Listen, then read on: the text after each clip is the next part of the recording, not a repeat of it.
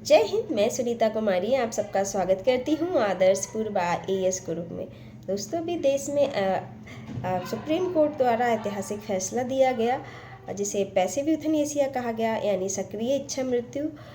सक्रिय इच्छा मृत्यु क्या होती है?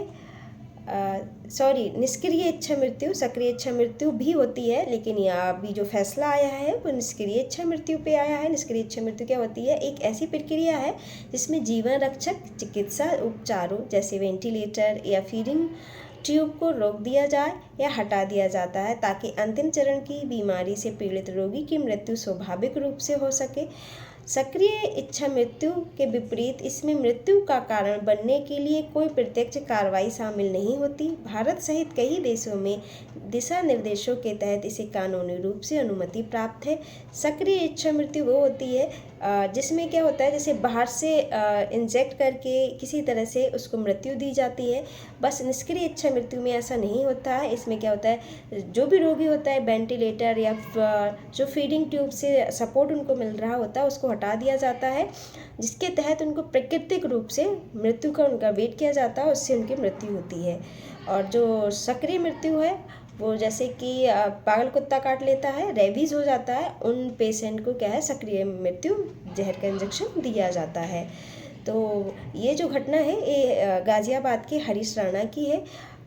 ये जो 32 वर्षीय हरीश राणा, ये वैसे तो ये मेरी सोसाइटी में ही रहते हैं, मैं राजा एम्पायर में रहती हूँ, ये 13 फ्लोर पे रहते हैं। मैं इनके घर गई थी तो मैंने इनको बाकायदा बेड पे लेटे हुए देखा, और इनके माता पिता बहुत ही ज़्यादा, उनकी भी उम्र होती जा रही है और घर की स्थिति भी इतनी अच्छी नहीं है कि इनकी ज़्यादा देखभाल कर सके।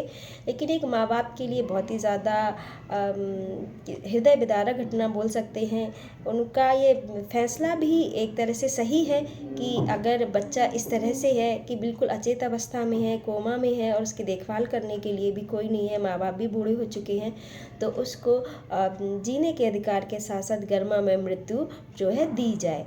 तो इनके बारे में मैं बताती हूँ। हरीश राणा जो कि बहुत ही होनहार छात्र थे, इनके पिता के अनुसार ये BTech कर रहे थे, और ये अपनी जो हॉस्टल थे, हॉस्टल की 4थी बिल्डिंग से ये गिर गए, जिसके बाद ये बिल्कुल कोमा में चले गए, यानी अचेत अवस्था में चले गए।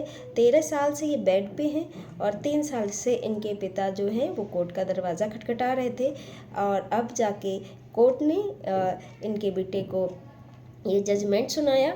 और जो जज थे वो भी ये फैसला सुनाते हुए भावुक हो गए, उनकी आंखों में भी आंसू आ गए। ये बिल्कुल सही बात है। एक माता पिता के लिए बहुत ही, मतलब ये तो वही समझ सकते हैं कि माँ बाप के लिए एक कितनी बड़ी घटना है कि वो अपने बच्चे के लिए मृत्यु मांग रहे हैं, और एक तरफ खुशी भी है कि चलो वो इस जो जिसे बोलते हैं इतनी दयनीय अवस्था से निकल के अपने सुख को प्राप्त हो।